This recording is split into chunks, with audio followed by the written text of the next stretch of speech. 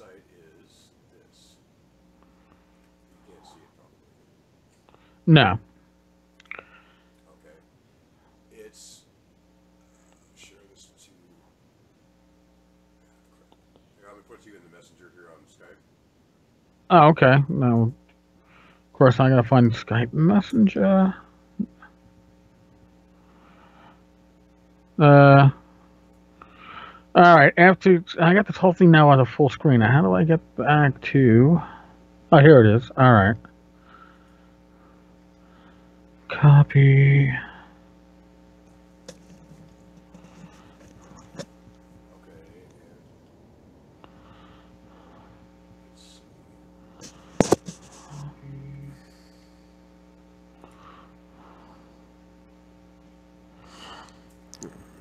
Sources, devices, audio. Yeah, it's coming through. I'm gonna turn off the volume though, but it's Okay. coming through. All right, excellent. And that should be that's coming through as well. Good. Okay, tell me if you hear anything. I hear something. I hear you. Hear you? I hear you. You. You have to keep talking. All right. What are you doing? A sound check? One, Yeah. two, three, four. Okay. See, I didn't realize that. One, two, three, four. Sound check out the door. Yay. Do I still have to keep talking? Yeah. Well, are you listening too? Because you should be able to hear yourself on YouTube. All right. Hold on a second. Three, four. Sound check out Yep. the door. Yay. All right, Yeah. we're good. Okay. Anyway, since we're live stream now, they got to enjoy that.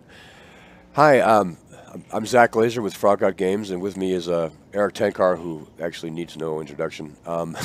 All right. No, we're here to talk a little bit about the Lost Lands because we have a couple things that we want to say, and Erik has a couple questions as a fan, and we basically have put together something called, well, it's an art pack, and we're going to put lots of them together because for history, Frog Eye Games is came from Necromancer Games, which started when Bill Webb had an idea back in like 1999, and because of that, we have that many years of black and white art, all of it professionally commissioned, and all of it. I mean, most of it is really great, and some of it is very specific to what it is, but it was just sitting on our hard drive and doing nothing. And I uploaded all of it and saw the thousands of files, and I was interested. I thought, well, what could you do with this? And my first inclination was, well, we could, sell it as stock art packs, like I see on Drive Through RPG. But it's not our primary business, and we're going to do that and make it available. But if you're going to if you're going to play in our games and you're going to write material for our games, either commercially or even for your home campaigns, some of this is going to be free, and you're going to have access to the kind of art that Necromancer Games and Frog Art Games has had up until last year. And we think that the more the creators enjoy quality inputs, the better their games will be, and the more fun they'll have, and hopefully the more fun they'll have in our properties. But in general, it's a shame to have such great assets wasted, and that's where this all started. And I believe, Erik, I don't remember when I brought this up to you, but it must have been over a year ago. Oh yeah, we started talking about that and the Lost Lands in general about a year ago. Uh, but you were, the idea. Hello? You also brought up the idea that you have so much art at Frog Guy Games that has accumulated over the years, and it got used once, maybe twice, and that's it. And it's good art. It's especially if you're uh, of the old school mentality where sharp black and white art, maybe grayscale is what you prefer. I generally prefer it over color art. It's just what I grew up on, and something like that to me just screams, dare I say, old school D&D. Yeah, there you're there. And so what you're looking at is the prototype cover of a PDF that would include 5 pieces of art. It's called the Illustration Pack 1. There are 4 individual pieces of monster art from I believe all 4 were originally in the Tome of Horrors, and some of them are from back the Tome of Horrors, the very first one. And then a large, beautiful piece from Slumbering Zara. And they're placed on a digital image. They've got a texture on them, but what you get inside is you get 4 completely sized and specced out for a book production, and obviously been PDF production as well. And so we haven't changed anything. I'm not even changing the names. They are staying as they were. They're going from our archive to a zip file pack with a little Word file explanation that I'll show you in a minute. And they're going to be basically the license is don't embarrass us with pornography or racism. And if you purchase these, they're unlimited use commercially. If you are writing stuff for publication that is in the Lost Lands, if you are running a home game in there, you can right now we have you can contact us. We can hook you up with some stuff. We want to see it happen. We want to make sure your creative endeavors are supported. Eventually, we're going to have a more legit system as opposed to Contact Zach or Mike at froggodgames.com, but we will have that, and we will get these to you. Now, other people can use them. They're not like taken off the menu, but when you see how many are talking about, it won't matter. But so if you produce in black and white, if you're interested in producing old school stuff or new school stuff for that matter, and you're cool with using our setting, for which we have a Kickstarter coming in the fall for the World Campaign setting, then this is something that may interest you. So let me show you. Let's take that off right there. Oops. Let's see here. All right, that's gone there. Oops, there. What you're looking at here is InDesign, Adobe InDesign, and it's the file I actually have open that is basically our art catalog. And I make this for 2 reasons. One, we have all the files that are in giant directories, but there's no easy way to look, catalog, and organize them. When I place them in an InDesign document like a catalog, I get 2 things. One, I get the ability to add the caption, as you can see there. The captions, and I get them alphabetized, and they're put into a directory so I can have easy access to them. So there's a reason for this. And when you see what's going on is, I'll show you here. View. Okay, that's page per page, and then pages. Oops. And I don't know if you can see on the side there or not, but shoot. So we scroll out, and then out. All right, and then down. You get an idea of the scope of what it is that is there. And so these first ones are just Toma Horrors, right? So if we go back in, you can see. Okay, so that actually is from the PVMOM, is the Perilous Vistas, Marshes of Madness. And so there's the Tome of Blighted Horrors right there. And here are the ones from the Tome of Horrors right here, one of the versions. And so there's lots of things. And there are, I think right now I have 213 pages, probably like 1,100 pieces of art. Damn. And I'm nowhere near close to being done.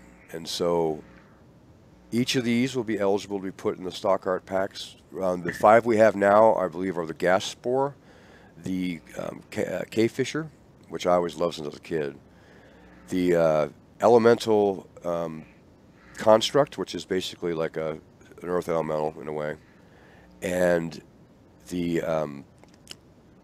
other one, hold on, let's see here, open. That would be right there. The Black Skeleton. They put a fairly standard like creature for any kind of home campaign. So what you're getting is these in full size. Is I have a let me pull it up. I can tell you this right this second, is that the Slumbering Czar image, the tar monster, is a 2550 by 1662 pixels, and that's full. That's the only JPEG file, but it is full and ready to go. Right to hit the page. It's in Slumbering Czar. I think it's on page like 200, around there. And then the Gas Spore is 2382 by 5292. Once again, that's a .tiff image, which can be placed in any layout program. I'm probably going to supply these also with their JPEGs or PNGs as well, so there's no conversion for everybody else. And then Erik Lofgren did the elemental construct, which is actually very, very cool. And finally, the Cave Fisher and the Black Skeleton. The Cave Fisher is 1052 by 1428. And the Black Skeleton is huge, but tiny file size, which is odd. But it's 3928 by 5292. What does that mean in size? That means they're way bigger than a quarter of a page, some bigger than a half page, and the gas spore is almost a full page. So these pieces that you're picking up, if you buy them from Drive-Thru or us eventually, and you are able to use them in whatever you're going to use them for, they're not just filler for, like, a couple paragraphs in a column. You can build a whole layout spread around these. You can treat them just like you would if you'd paid considerable money for it, because I assure you they weren't cheap when we got them. Even black and white art from really good artists is not prohibitively expensive, but it's the hardest part of being a small publisher. And so, I don't know, what do you think, Erik, of all this laying down? Because you've heard about this a little bit, but first you've seen all of this. So what do you think? No, first I've seen it all, and as the smallest of the small publishers, having put out all of like 3 products, getting really good, high quality stock art in black and white is not necessarily easy. Not saying it's hard to get stock art, but to get something that's going to fit your use and look good doing it is a lot of hunting. And from what I see with the frogs, you guys are going to be putting a lot of targets out there for people to be looking at. Well, what's nice about having so much is that, I mean, for one person, yeah, we have probably 99% of our images are either not super useful to you at the time, or you don't see any use for it in your kind of campaign, but we have thousands of pieces of art. And I'll show you basically as we're talking what I had done and why I'm doing it the way I have. So here's the layout book, and we're going to go to the very end of it, which will take forever to scroll the regular way. There we go. So I stopped right here. So this, for instance, is the vampire fight from Slumbering Tsar. And we have more Tsar pictures here. And so that's where those came from. So what I'm going to do is I'm going to show you how I put this together, so you know that it's raw from the files we've got, and those are what will be available. And if anybody's interested in InDesign, whenever I'm on a stream, people always want to ask questions, and I like InDesign, so I'm happy to talk about it. They don't let me do it. They don't let me do it much at Frog God. They have Chuck. They have Chuck. He's better than I am. All right, so let's play this, and then we're going to go to.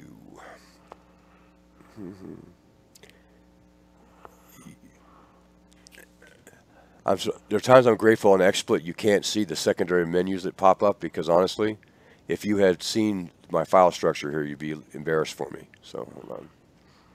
All right, and let's do. There we go. How about that? Nope.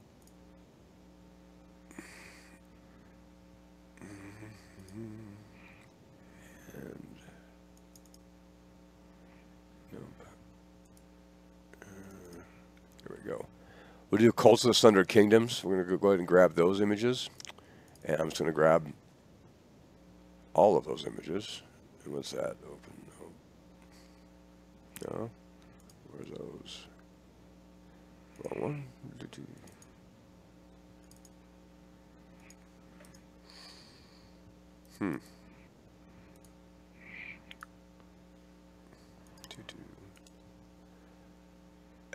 Okay, well then we'll do, if we can't do this, this would happen when you don't have that much time to actually prepare.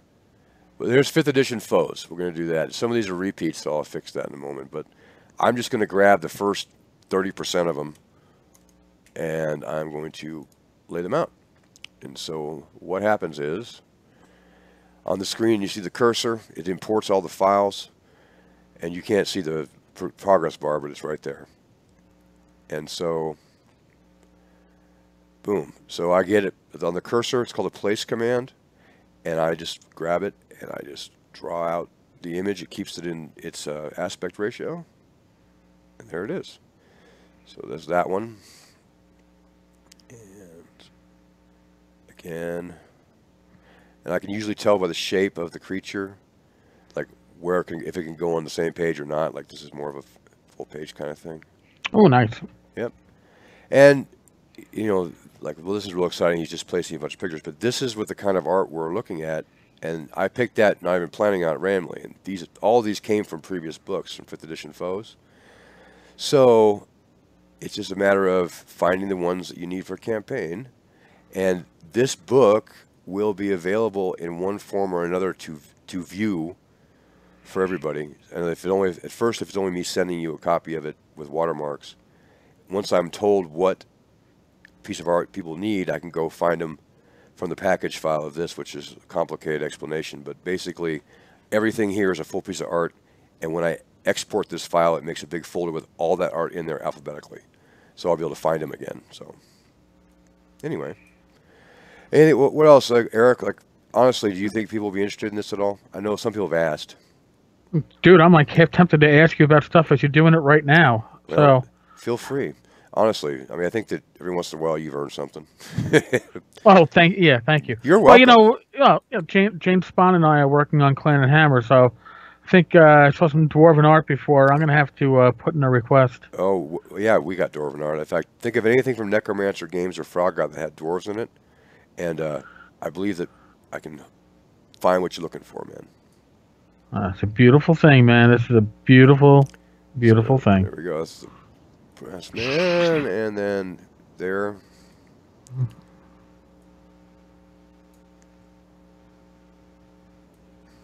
So, and that's just basically, that's it. So you have all these images in black and white, and like some of these are creature images, but they're really look good on a full-size page. And Oh yeah. And like I said, as long as you treat them like you would, something you borrowed from somebody, you can use them commercially, and we don't mind. We'd prefer you not saturate, 5 things on a page. You can't make a monster manual, and you certainly cannot sell a book of clip art. But, but the flip side is that we really are interested in just seeing it get used by people who are creative. Because Erik will attest, even. He knows lots of people who can contact every artist that he's probably heard of recently, and yet getting your own art for your own products is the most unsatisfying part of being a publisher, a small publisher. It is, and it's satisfying when you get that one piece. Like with Swords and Wizards of Continual Light, the cover art is, believe it or not, stock art from James Shields. And it's rejected from a prior project that he did. It's awesome. My 7-year-old niece is telling me, Uncle, this sells. But I also have commissioned art on the inside and a lot of stock art. My commissioned art and that cover stock art are the pieces that to me defined the feel of the product. And I certainly can't afford to commission more than 1 or 2 pieces. If somebody doesn't know, what kind of quotes were you getting for 1 or 2 pieces of commissioned art? Don't say who, but just give it. Yeah, I'm not. Well, here, if anybody's looked at the tavern, I have a rotation of tavern headers, and most of them, all of them are full color. I also have a black and white piece in the Facebook page for the tavern, and I have paid anywhere from $80 to $400 for those headers. And that's about right. I mean, it sounds like a lot for a header, but a color piece of art of a certain size and resolution that is done, depending on especially how complex the piece is, and they're not cheap. I know we pay more than that for our covers for our books, but they'll catch me if I'm lying. It's not significantly more. It's just very expensive to get good artists to do that. And these were done by good artists. I mean, Eric Lofgren, and there's some guys who don't even do art anymore for role-playing games because they moved on to better things or more lucrative. But these were all guys who were top artists from the 2E, 3E era for the older stuff, and the newer stuff is still top guys that were doing black and white art for it as recently as the Blight. And so Yeah, I now, mean, those won't be good. on sale right away. The Blight ones will be still the later ones add, except for the creatures. So You know, good art is never cheap, and I know a lot of artists. I know a lot of writers. I know a lot of publishers, and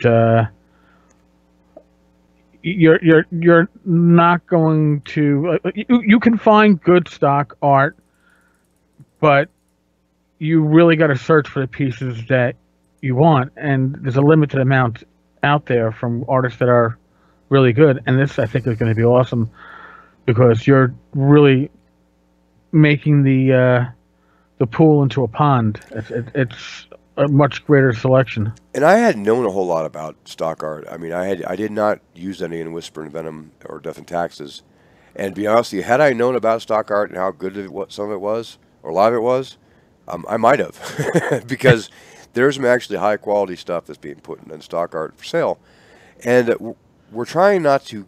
I mean, we have a lot of art available here. It's been used before in publishing, but we're not. We don't want to show up to the RPG now and here are 3,000 pieces, and they're all 50 cents.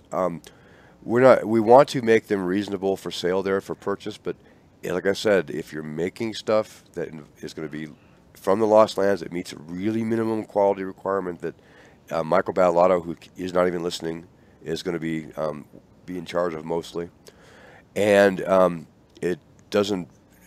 You could put it on D&D Guild because of it. It's not family unfriendly. Those three things. You have access to it, and we will make sure you get the art, and it's at a much better price than $3 for 5 pieces, like more like free bucks. So within reason, but we want to get the stuff out there. We want to make your projects look very cool, and to have it be as effortless as possible to write the kind of things you want to write without having to compromise on layout because you just can't afford it because it's not cheap. And this is good stuff, and it's cool. And Bill Webb, the CEO of Frog Out Games, and I thought he would be opposed to this because I thought, he's giving away something they spent good money on. He was pretty excited. He thinks that all this art was just spending time wasting on the server, especially when I told him how much there was, because he had a good guess, but he didn't know the exact number.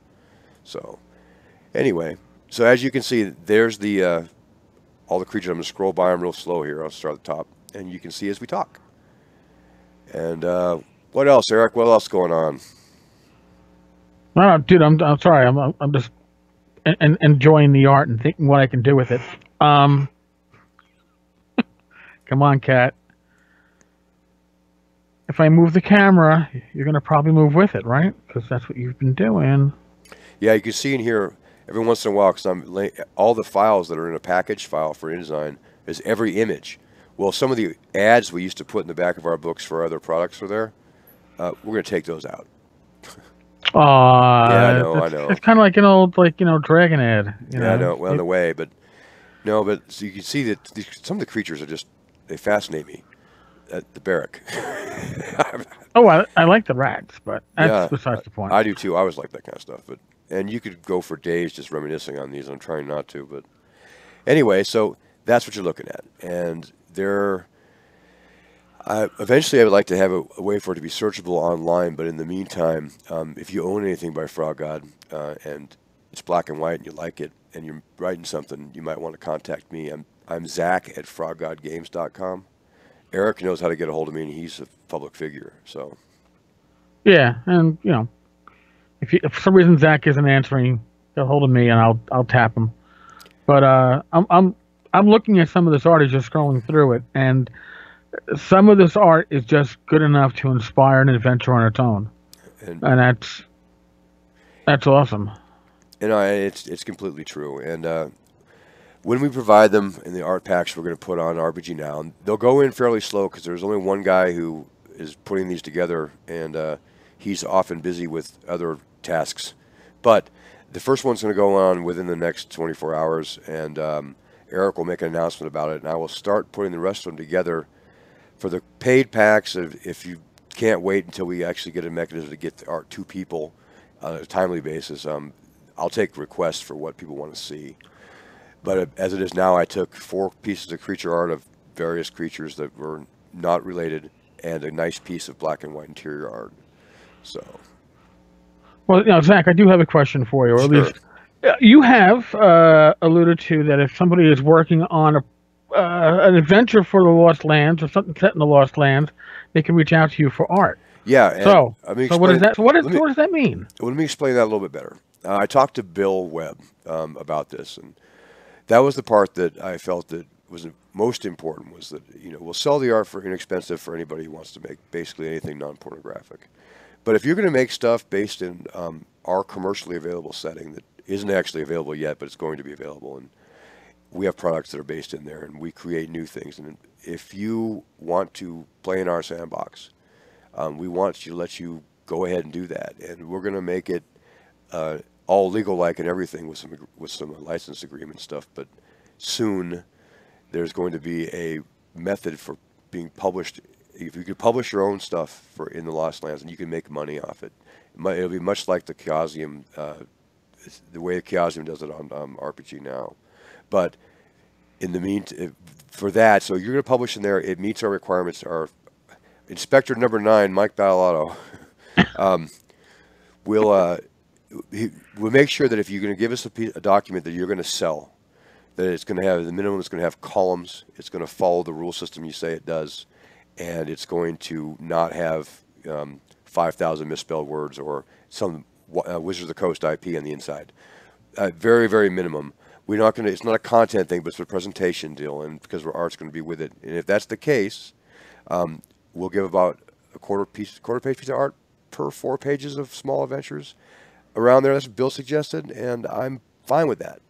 In fact, and I think that if you're looking at 24-page document, you're looking at 8 pieces of art that would normally cost about $35 a piece to get, not including your time to get them commissioned, the time to wait, to do the back and forth sketches, and you're choosing out of thousands. And so we think it's a good deal, and we think that it promotes not just our setting or our products, but your products. And we want it to be kind of your setting, because the Lost Lands is a very big place with not a lot of written adventures in it yet, but it is designed for. It's welcome to your world too. Basically the way to put it. So now this is all happening later in the summer, the more specifics, but the art is available. It's the first part of it, and that will. The reason I wanted to do this with Tenkar tonight was I have a feeling it'll be on his page tomorrow. You think? I'm at this hoping. point? Yep. Yeah. Yep. But so we're only at D right here on my scroll. So as you can see, this is that's what you get, and we have books of tons more of the actual portrait kind of art. We have books that have lots and lots of landscape type art, underground dungeon. I mean, you basically name it. Like some of the old, there's a few that won't be there, like the Rappahannock piece with a well. They're all standing around. That one's going to stay with us. But the vast majority are just because they're being updated. They're fine pieces of art, and when I'm able to determine, because we don't always know, the artist, they get credit inside the file description, and we also encourage people to make sure they are mentioned inside their published works. Now, legally, all these pieces are owned by Frog God Games, and they're ours to do with as we wish. But we would like people to treat them like they're their own commissioned art, because they are part of the reason that Necromancer Frog God has been successful. So, anyway, Eric has to see what else I got here. I'm going to turn this off, and I believe. Ooh.